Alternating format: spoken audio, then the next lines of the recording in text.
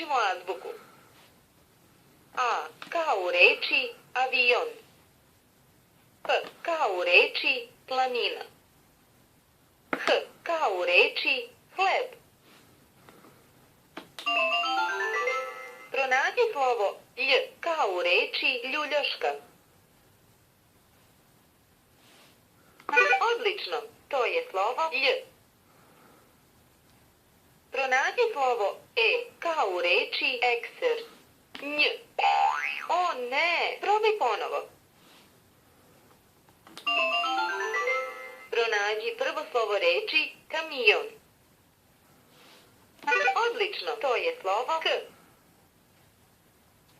Pronađi prvo slovo reči ljuljaška. A. O ne, probaj ponovo. Koje slovo je posle l? Odlično, to je slovo lj. Koje slovo je pre v? Odlično, to je slovo b.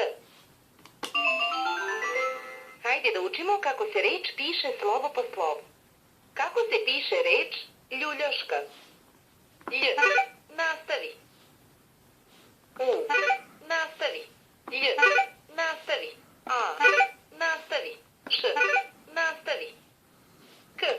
Nastavi. A. Lj. U. Lj. A. Š. K. A.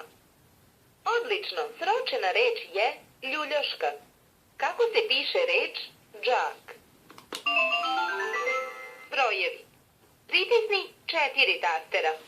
1, 2, 3, 4. Odlično, zasvetlilo je 4 tastera. Pritisni 10 tastera. 1, 2, 3. O ne, zasvetlilo je 3 tastera. Pritisni 3 tastera. Uhvati me kad mi čuješ ime L. O.